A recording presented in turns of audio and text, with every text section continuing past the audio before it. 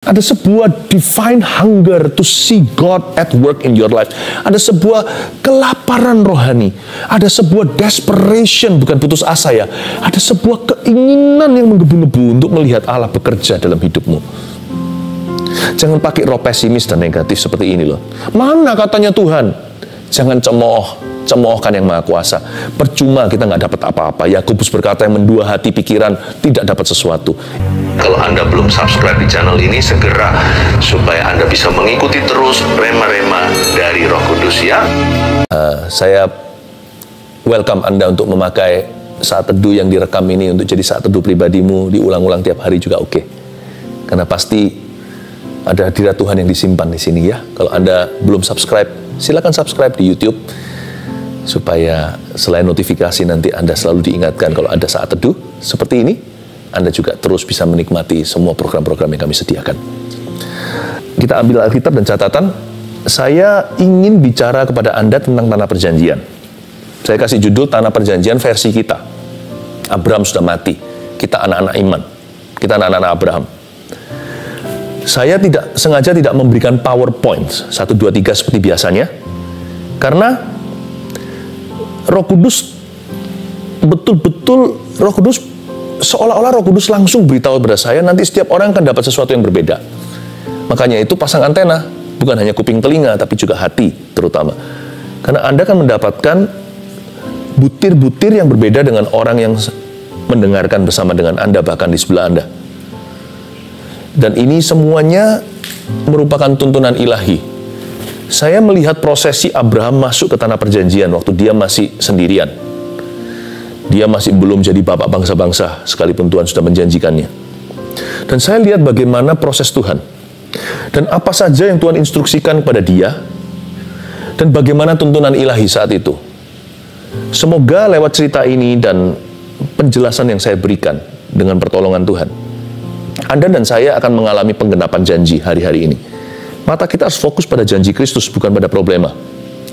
Hanya demikian kita akan mengalami penggenapan. Lawan kata penggenapan itu keluhan, yang mengeluh melulu tidak akan melihat janji itu penuh. Tapi kalau hati kita itu beriman pada Tuhan, sesuatu akan terjadi. Ya.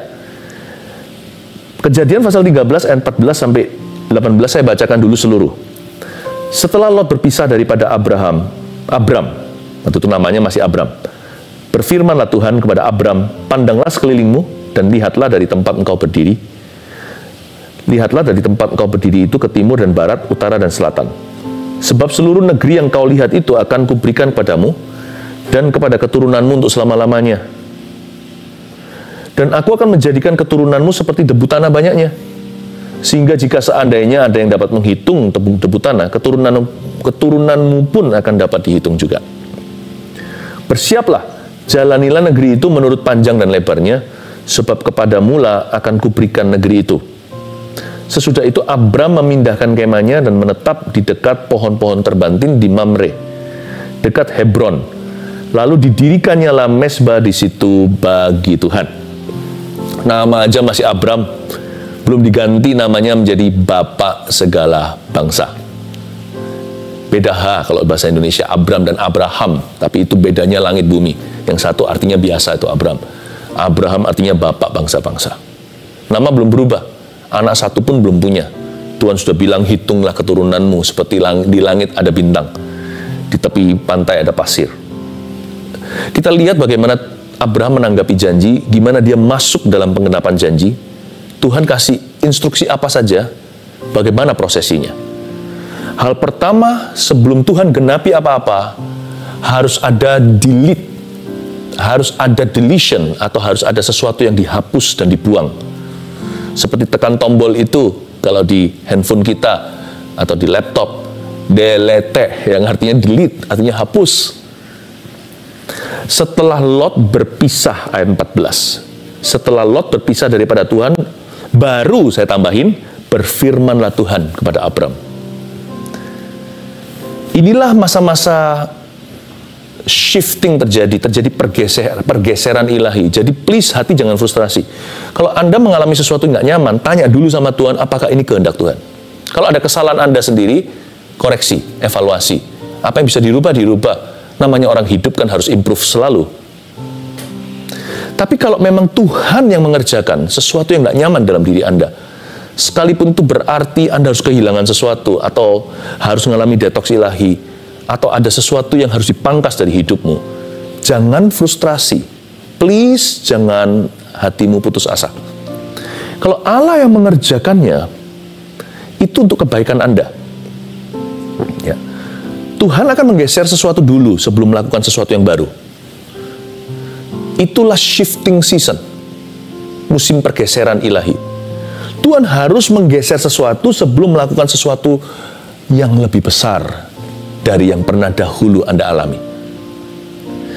Bagi Abram, dia harus pisah dengan Lot. Kalau Abram dan Lot ini ceritanya sangat tricky. Jangan dianggap Tuhan bela yang tua atau Tuhan bela yang muda. Ini bukan masalah muda atau tua, ini masalah benar atau salah. Tuhan buang apa yang salah dari hidupmu, apa yang error. Sekalipun kadang-kadang waktu memangkas, kayak orang operasi kan, pasti ada darah segar yang keluar, bukan darah kotor saja. Pasti ada daging yang tercuil juga. Kadang-kadang pada waktu pemangkasan Allah, semulus apapun juga, pasti ada sesuatu yang turut terbuang, yang innocent atau yang nggak bersalah sifatnya. Nggak apa-apa, worth it. Kalau itu Tuhan yang operasi, pasti demi supaya sembuh. Nggak apa-apa kalau kita merugi waktu, atau merugi hubungan, atau terjadi setback seperti jam itu diputar lagi ke belakang. Ya, seperti kalau sekarang kita contohnya yang tinggal di Indonesia bagian barat, pergi ke Indonesia bagian timur gitu. Wah, langsung jam maju, 1-2 jam, tergantung sejauh apa timurnya. Waktu kita kembali lagi ke kota asal kita, kalau di Indonesia bagian barat, kita harus set ulang jamnya mundur ke belakang. Kayak seolah-olah rewind lagi. It's okay. Kalau itu untuk kebaikan, terimalah. Itu berarti demi kemajuan. Pasti ada sesuatu akselerasi di depan. Kalau ada sesuatu yang dibuang, pastikan Tuhan bisa mengerjakan sesuatu di dalam hidupmu. Jangan tentang. Kalau Allah bekerja, jangan kita itu melawannya. Mungkin kita nggak suka, seperti sunat hati, contohnya kulit katan dibuang. Itu tujuannya kan ada. Supaya demi kesehatan. Pasti ada sesuatu yang Tuhan lakukan di dalam dirimu yang baru kemudian hari. Jangan nilai harimu, jangan nilai dirimu dengan hari ini apa yang terjadi. Jangan kecewa dengan Tuhan. Tetap mata tertuju pada Kristus. Sesuatu akan terjadi di hidupmu, saya nubuatkan. Setelah Lot berpisah daripada Abram, berfirmanlah Tuhan. Kata berfirmanlah Tuhan di sini bukan logos firman yang artinya hanya sekedar tulisan. Alkitab ini tulisan-tulisan firman. Tapi firman-firman di dalam Alkitab yang ditulis di sini adalah untuk kita alami.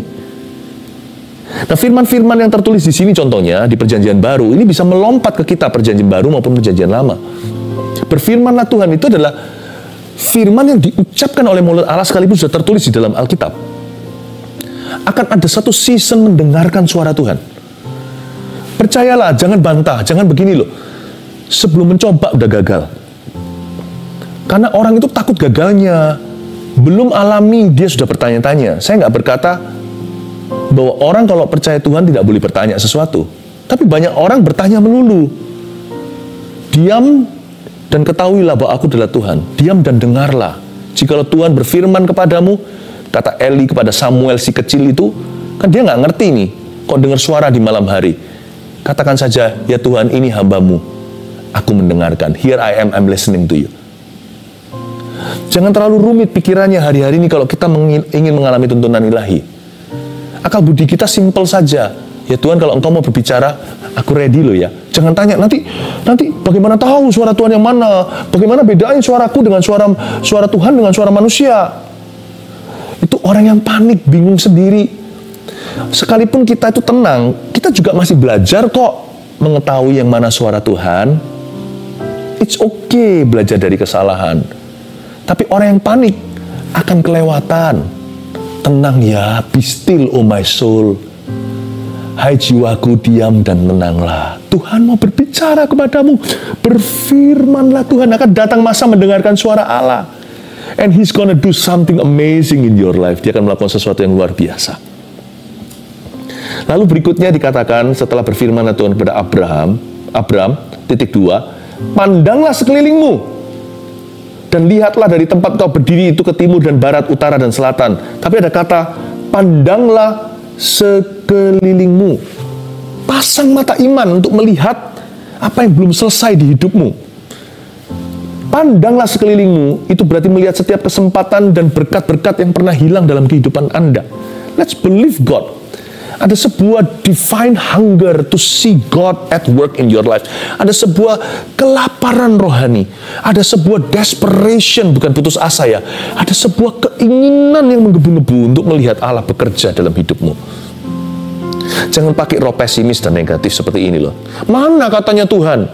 Jangan cemoohkan yang Maha Kuasa. Percuma kita nggak dapat apa-apa. Yakobus berkata yang mendua hati pikiran tidak dapat sesuatu. Ingat dua penyamun di kiri kanan. Yang minta dengan simpel aja, Tuhan, kalau Engkau datang kembali sebagai Raja, ingatlah saya. Penyamun itu diselamatkan. Yang mati di sebelah Yesus itu. Yesus bilang apa? Malam ini, petang ini, sebelum matahari terbenam, istilahnya, kamu dan aku sudah di Firdaus. Tuhan mati dulu lalu penyamun itu. Tuhan sudah tunggu dulu. Jadi Tuhan waktu pertama kali, waktu mati hari itu, di Firdaus, langsung ke Firdaus untuk ketemu Bapa. Tuhan bawa satu jiwa langsung straight from the cross. Sebelum Injil diberitakan, hari itu pada waktu penyalipan, ada satu jiwa Tuhan bawa, orang paling berdosa yang layak mati dihukum dengan cara yang paling berat, yaitu penyalipan. Karena Tuhan kan tanpa salah. Orang itu kan pembunuh, orang itu kan perompak. Luar biasa ya cerita ini. Cukup orang itu minta dengan rendah hati, Tuhan ingatlah saya, please remember me. Tuhan bilang sore ini kita di Firdaus sama-sama. Ajaib. Tapi lihat penyamun yang satunya, terlalu banyak bicara dan seharusnya dia bicara seperlunya. Dia mau kok nggak ngomong gitu aja. Dia butuh, kenapa tidak mau ngaku? Pakai cara ejek-ejek, tantang-tantang, dipanas-panasi. Tuhan itu nggak bisa diprovokasi. Tambah diprovokasi, sakit sendiri seperti menendang kaki ke dinding atau ke batu karang yang teguh. Yang satunya berkata, katanya engkau anak Allah. Kalau engkau memang anak Allah, selamatkan dirimu, selamatkan aku. Katanya engkau berkuasa. Tuhan nggak bisa digituin. Nggak bisa. Pandanglah sekelilingmu. Katakan pada Tuhan, Anda rindu Allah bekerja seperti apa di hidupmu. Kasih ruang kedaulatan, Allah bisa bekerja lebih dari itu. Jangan bubuhkan titik di akhir doamu setelah engkau berkata dalam nama Yesus, amin. Tetap hati harus terenganga, terbuka. Let your will be done. Biar kehendakmu yang jadi.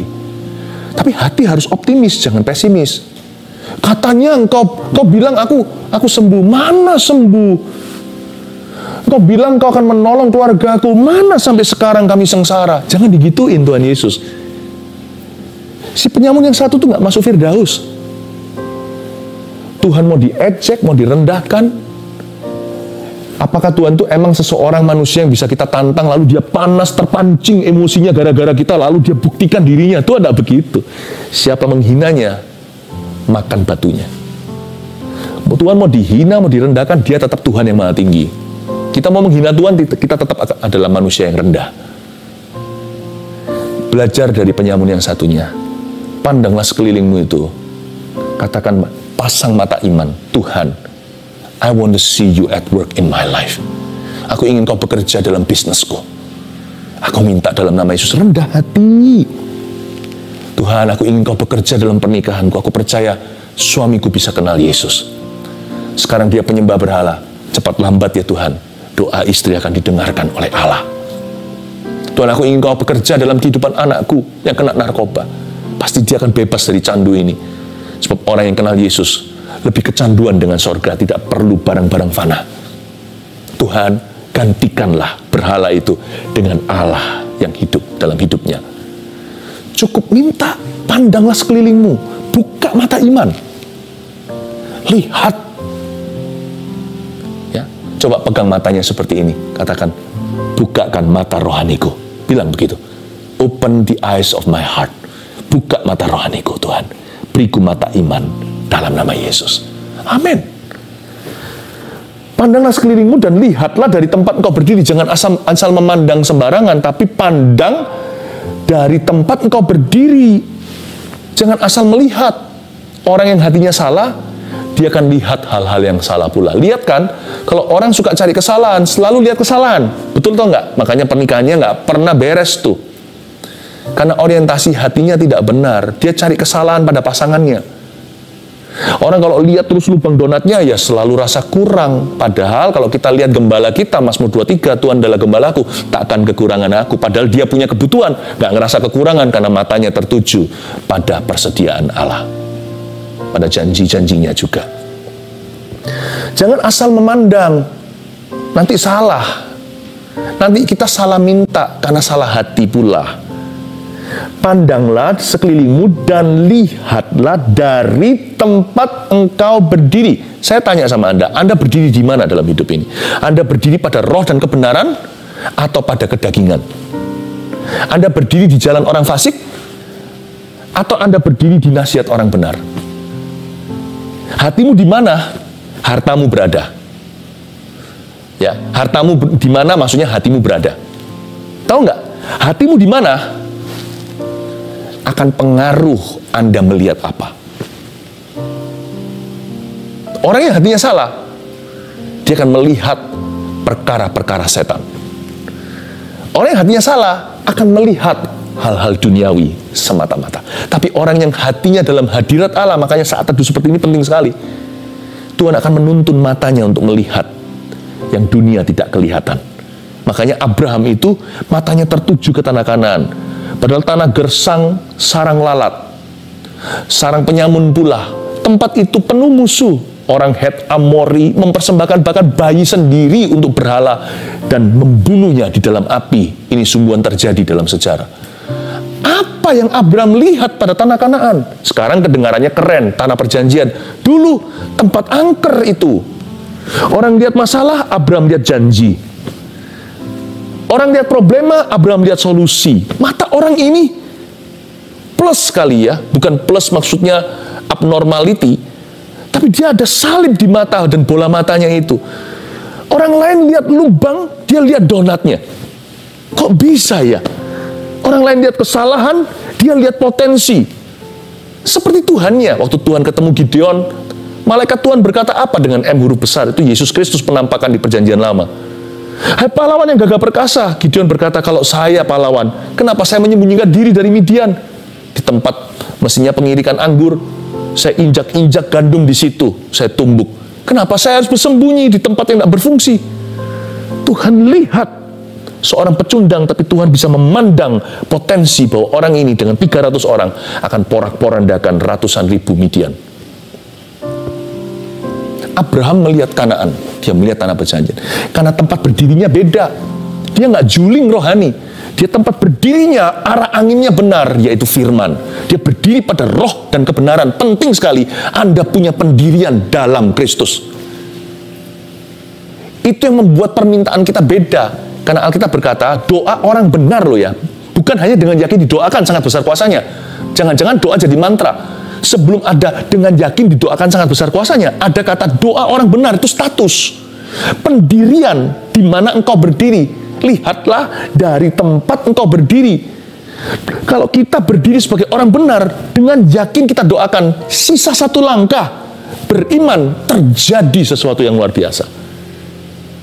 Jadi doa bukan mantra. Saya kalau doa dengan cara begini, bertele-tele, panjang seperti orang Farisi, maka doaku didengarkan. Bukan.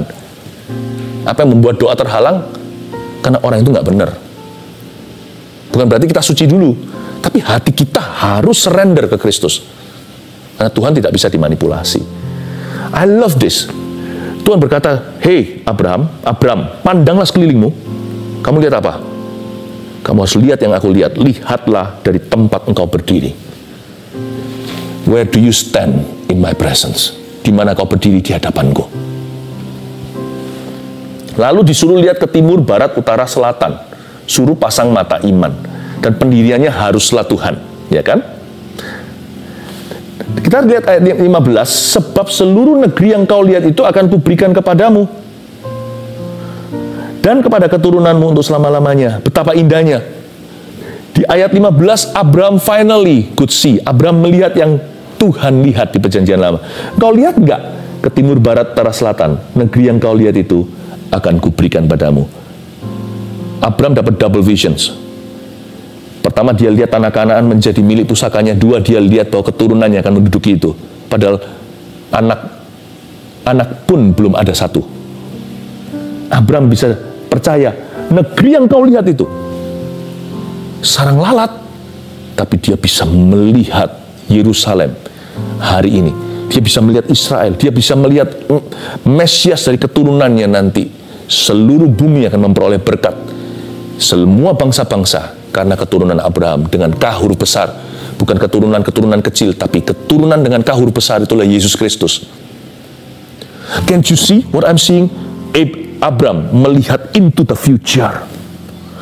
Mata imannya membawa dia jauh ke depan, melampaui kemandulannya, melampaui bahkan menembus apa yang nampak di mata Kanaan yang sampah. Dia bisa melihat negeri yang indah yang telah diberikan Tuhan, timur, barat, utara, selatan, kepada keturunannya. Saya merinding baca ini. Inilah tanah perjanjiannya Abraham. Sekarang terapkan di hidupmu, tanah perjanjianmu, tanah perjanjian versimu dan versiku. Dan aku akan menjadikan keturunanmu seperti debu tanah banyaknya. Wow, anak pun belum satu, usia sudah hampir cepek nih. Sehingga jika seandainya ada yang dapat menghitung debu tanah, keturunanmu pun akan dapat dihitung juga. Bersiaplah, ayat 17 ini requires actions, membutuhkan sebuah tindakan. Bersiaplah, nggak bisa beriman saja. Bersiaplah, iman tanpa tindakan adalah mati. Bersiaplah, jalanilah negeri itu menurut panjang dan lebarnya, sebab kepadamu lah akan kuberikan negeri itu. Abraham disuruh masuk ke dalam tanah Kanaan. Dia disuruh bersiap-siap mengambil langkah iman. Dengan kata lain di ayat 17 Tuhan berkata pada Abraham hambanya, Abraham, jangan takut menjalani apa yang belum pernah kau lalui, sebab aku Tuhan menyertaimu. Kamu tidak perlu visa untuk perkara baru. Kalau aku bersama denganmu, aku akan ajari dirimu selangkah demi selangkah. Kadang-kadang lamban, tapi pasti. Semua indah pada waktunya. Bersiaplah Abraham, jalani negeri itu menurut panjang dan lebarnya. Abraham bahkan nggak tahu ukurannya, panjangnya berapa, lebarnya berapa. Kita beli rumah aja tahu kok size-nya berapa. Ini 1000 meter persegi, ya kan? 50 kali 20. Dia nggak tahu panjang lebarnya berapa ukurannya. Tapi dia percaya sama Tuhannya. Jalani negeri itu, sekalipun kamu nggak pernah ke situ, akulah visamu. Iman, kata Ibrani, adalah dasar dari segala sesuatu yang kita harapkan. Bukti dari segala sesuatu yang belum kita lihat. Kalau kita bisa lihat Tuhan sekarang, kita sudah lihat apa yang akan terjadi di hidup kita nanti. Sekalipun saya nggak tahu segala sesuatu loh ya. Saya nggak tahu setiap partikel-partikel hidupku. Namun kalau aku punya Yesus, Dia cukup bagiku. Dia maha tahu, Dia tahu masa depanku. Saya tidak tahu masa depan saya, tapi saya tahu Dia yang tahu masa depanku. Yesus namanya. Bersiaplah, jalani negeri itu menurut panjang dan lebarnya. Jangan takut kau lalui tempat yang tidak pernah kau ke situ. Ada banyak di antara kita hari-hari ini mengalami perkara baru karena terpaksa. Pekerjaan baru, new normal katanya. Atau berbagai macam cara, jangankan pekerjaan, pelayanan pun ada mengalami evolusi-evolusi yang luar biasa. Tenang saudara-saudara, Tuhan yang sama membawamu di season-season yang lalu, musim-musim yang lalu, hingga hari itu sebelum pandemi. Tuhan akan membawa Anda di season ini. Lanjutkan aja perjanjianmu dengan Tuhan. Tanah perjanjian kan, kita punya covenant dengan Tuhan Yesus. Dia yang sama, nggak pernah berubah dahulu, sekarang, selamanya, akan membawamu ke masa depan. Bagi kita, segala sesuatu seolah-olah sekarang itu new. Bagi Tuhan, tidak ada yang baru. Tuhan tahu segala sesuatu. Jadi orang yang menggandeng Yesus siap untuk menghadapi hari esok. Sekalipun dia nggak tahu hari esok ada apa di depannya. Jalani. Ayat 18, ayat terakhir. Sesudah itu Abraham memindahkan kemahnya. Wow! Ini saya kagum. Kayaknya kita baca kok biasa ya. Anda sadar nggak? Abraham langsung pindahkan kemahnya. Ada plan of action langsung, ada tindakan iman, ada perencanaan yang langsung ditindaklanjuti, ada follow up. Banyak orang kan hanya janji-janji melulu atau beriman-iman doang. Abraham itu Melakukan, makanya dia disebut Bapak Iman. Yang membuat beda adalah, apakah sebelum Abraham belum ada orang yang percaya? Ada, tapi lip service saja.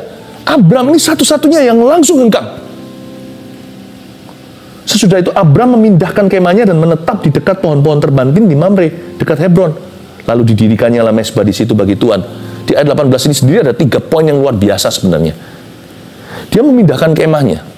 Berarti Abraham tahu bahwa tidak akan terjadi apa-apa, tidak akan terjadi sesuatu sampai dia sungguh-sungguh melangkah dengan iman. Your first step determines your success. Langkah pertamamu akan menentukan sukses kemudianmu. Langkah pertama itu sangat menentukan. Makanya jangan asal-asalan. Harus mantap melangkah, karena kita tidak tahu segala sesuatu. Apalagi karena kita tidak tahu segala perkara, harus mantap melangkah. Bukannya justru sebaliknya, Pastor Philip. Kalau saya tidak tahu semuanya, kan saya ragu-ragu melangkah. Waktu saya mengambil langkah ke satu atau langkah pertama. Salah. Justru karena kita tidak tahu segala sesuatu di depan kita. Kalau melangkah itu sekalipun kita nggak yakin 100%, ya enggak, kan saya nggak dengar tuh. Kan saya, mungkin Anda berkata, kan saya tidak mendengar Tuhan secara audible seperti mendengarkan suara manusia langsung hari ini. Asal hatimu benar, asal Anda tidak melanggar firman Tuhan. Kalau itu di dalam suatu perikop, keputusan-keputusan yang harus dipertimbangkan matang-matang, namun Anda harus mengambil kesimpulan dan juga membuat keputusan. Melangkahlah dengan pasti, percaya Tuhan beserta. Kalau ada kurang pas di mana, Allah kita itu sanggup bekerja dalam segala perkara untuk menuntun kita. Bukankah Roh Kudus itu memimpin kita dalam segala kebenaran, bukan hanya kebenaran yang mutlak seperti firman Tuhan. Tapi kalau ada sedikit yang rasanya kurang pas, padahal kita sudah berusaha untuk tahu, Roh Kudus itu bisa setir kita kembali ke jalan utama. Saya kagum dengan Abraham, dia langsung memindahkan kemahnya. Dia pindahkan kemahnya itu perlu satu tindakan nyata. Pasang, pindah barang. Ada before and after, sebelum dan sesudah, ada langkah untuk sungguh-sungguh dibuat ke situ. Ada harga yang dibayarnya.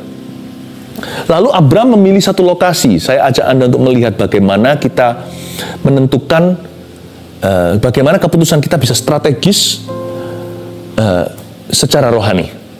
Abraham bukan hanya memindahkan kemahnya, dia menetap di dekat pohon-pohon terbantin di Mamre dekat Hebron. Pohon-pohon terbantin di Mamre ini, pohon terbantin itu oak tree, O-A-K, O-A-K, oak tree itu terkenal kokoh dan tahan daya, tahan lama, tahan uji waktu dan juga cuaca. Seperti kalau Indonesia itu jati gitu ya, kalau rumah-rumah lama gitu banyak dari jati kan sampai berdiri sampai hari ini, nggak rayapan segala. Karena kan dibanggakan berat, bukan kayu-kayuan. Oak tree, dia taruh kemahnya di tempat yang tahan lama. Dia taruh di tempat yang tahan uji. Karena itu ini adalah suatu pesan profetik. Secara fisik bahkan Abraham pintar. Dia nggak mau bangun sesuatu yang sifatnya rapuh. Dia mau bangun sesuatu yang kekal. Dia mau taruh rumahnya di atas fondasi yang teguh, bukan pasiran yang nanti kalau kena banjir, longsor. Tapi di atas batu karang. Dia tak pakai bahan-bahan yang mantap, bahan-bahan yang tetap, bahan-bahan yang nggak gampang erosi, bahan-bahan yang tidak mudah rayapan, tidak mudah karatan. Dia pilih kayu itu yang betul-betul kokoh seperti oak tree. Demikian pula jati. Abraham secara fisik, dia memikirkan bukan hanya kesenangan sesaat. Dia pikirkan bahwa apa yang dia lakukan setiap langkahnya harus kuat. Iman kita juga jangan asal-asalan atau sementara. Harus tahan uji waktu, tahan ujian, tahan godaan. Tanah perjanjian itu bukan sekali dapat satu janji, sudah kelar. Tanah perjanjian adalah perjanjian dengan Tuhan. Di mana kita masuk dari satu penggenapan janji kepada penggenapan janji berikutnya. Selalu memiliki marathon mindedness.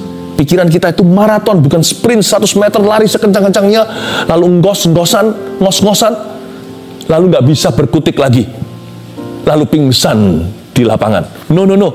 Hidup kita ini, selama kita diizinkan hidup, kita harus terus berlari tanpa lesu, berjalan tidak pingsan. Pastikan imanmu itu panjang sabar. Kalau seketika belum dapat berkat seketika, atau belum mendapatkan jawaban yang instan, tetap beriman pada Tuhan. Tanah perjanjian itu komitmen jangka panjang. Abraham masuk, belum the end of the story. Masih ada Ishak, masih ada Yakub. Yakub pun nanti dituntun keliling dulu pergi ke Mesir dengan keturunannya. Nanti kemudian setelah Yusuf mati, kemudian hari keturunannya yaitu Musa dari suku Lewi membawa bangsa Israel kembali lagi keluar dari Mesir, dan Yosua membawa kembali lagi masuk ke tanah Kanaan. Perjalanan panjang sejarahmu dengan Tuhan. Iman harus sabar, iman harus tahan uji, tahan godaan. Dan apapun yang Anda bangun, pastikan nilainya, ada nilai kekal di dalamnya. Apapun yang Anda bangun, hidupmu harus dibangun di atas bahan-bahan yang teruji, seperti firman, seperti kasih, buah-buah roh, kesetiaan, kejujuran, kerajinan, hal-hal yang tidak bisa dimakan oleh ngengat. Karirmu harus di atas fondasi yang teguh. Makanya orang berdoa dulu. Pernikahan Anda dibangun di atas dasar sesuatu yang tidak bisa ditentang oleh setan, tidak bisa disangkal oleh orang, kekudusan. Pernikahan kudus didoakan. Firmanlah yang menguduskan hubungan. Pastikan apapun yang Anda bangun, dibangun dengan materinya Tuhan. Terakhir, dengan ini saya selesai. Lalu di dekat Hebron, lalu didirikan mezbah di situ bagi Tuhan. Terakhirnya ini endingnya, what a beautiful conclusion. Konklusi yang indah. Dari sini kita lihat kenapa Abraham itu bapak iman. Saya mau memberikan dalam cerita ini, saya ingin menyebut bapak Abraham bukan hanya bapak iman, tapi bapak kasih. Karena iman bekerja melalui kasih. Abraham itu hatinya begini, karena dia mengasihi Tuhannya lebih dari segala berkat yang dia terima. Hatinya kayak Musa. Musa itu ditawari sama Tuhan, kamu ke Kanaan merebut tanah perjanjian.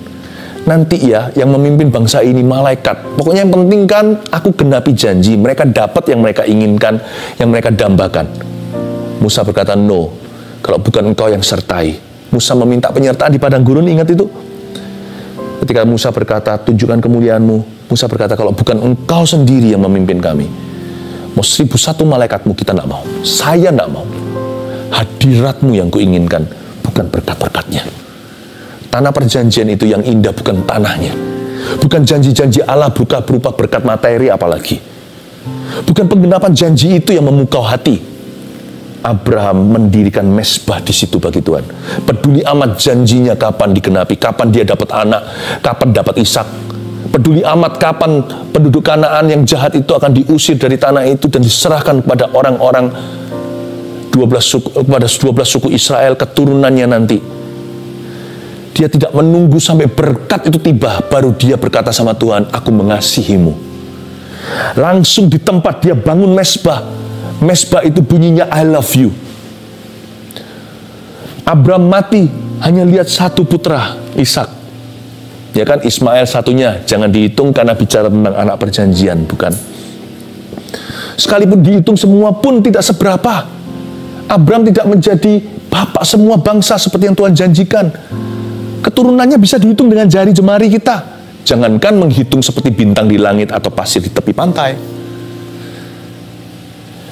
Nanti janji itu baru digenapi setelah dia mati. Tapi Abraham sudah jatuh cinta dulu dengan Tuhan. Dia berkata, I love you no matter what. Dia nggak peduli kalau janji itu sudah datang. Dia berkata, aku mengasihimu Tuhan. Didirikan mezbah di situ bagi Tuhan. Ingatlah, hubunganmu dengan Tuhan melebihi apa yang Tuhan bisa berikan kepadamu dalam hidup ini, dalam hidup kita yang sementara ini. Apapun yang kita bisa terima dari Tuhan Yesus sekalipun, segala sesuatu kecuali keselamatan, di samping keselamatan, segala yang lain itu hanya tambahan. Yang kerajaan cuma satu, hubunganmu dengan Tuhan alias keselamatan. Carilah itu.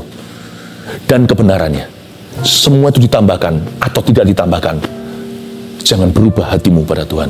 Dirikan mezbah itu hari ini pada Tuhan dan katakan, I love you. Digenapi atau tidak digenapi, aku dijawab atau tidak doanya, dikasih atau tidak dikasih, dikabulkan atau tidak dikabulkan, I love you, I belong to you. Aku mengasihimu, aku milikmu. 1 Petrus 4 ayat 7. Kesudahan segala sesuatu sudah dekat.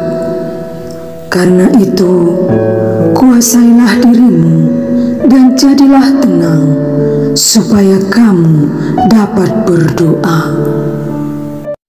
Saudara yang terkasih, terima kasih telah mendengarkan firman Tuhan hari ini.